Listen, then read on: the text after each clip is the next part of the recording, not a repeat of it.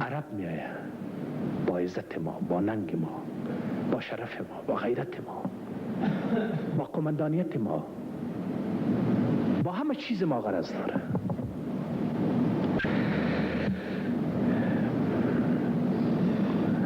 مرا یکی از قماندان ها هنوز قطعات شوروی نرفته بودن، یک قماندان برجسته بود، نام نمیگیرم، برایم خط روان کرد. من خطش پاسخ گفتم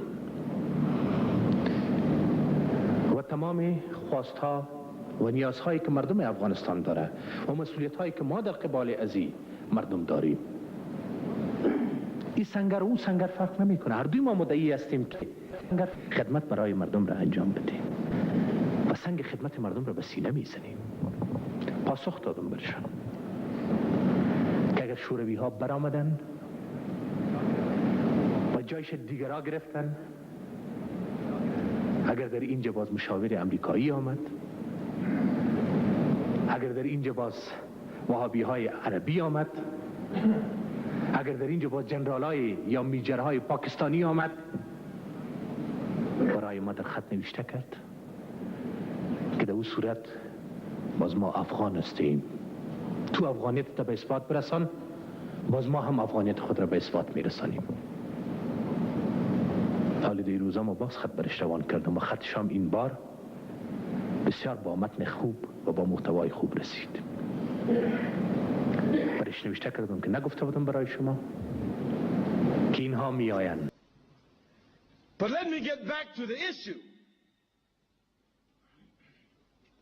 Afghanistan came under the rule of the Taliban, and they were faced with a challenge.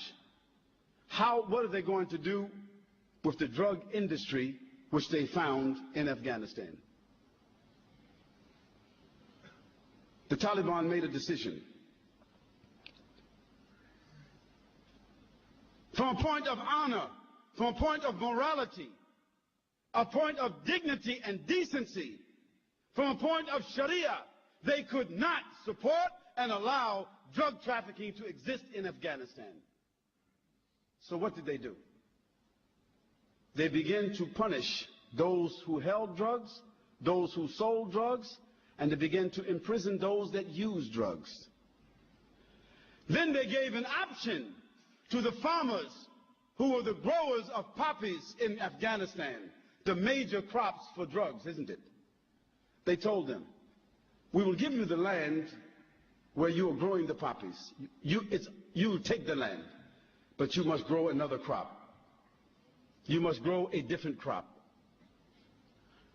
But if you don't grow another crop, then we will bury you on that land.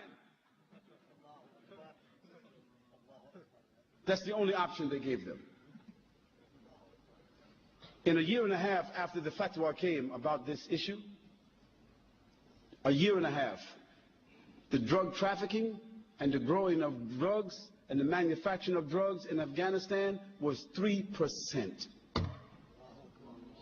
How did an unsophisticated group of students, without government, without sophisticated institutions, how did they do this? How did they eliminate an industry which represented 61% of the source of drugs in the entire world? How did they do that? They did it from their iman.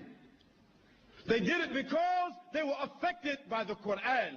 They did it because they were affected by the behavior of Muhammad sallallahu alaihi wasallam.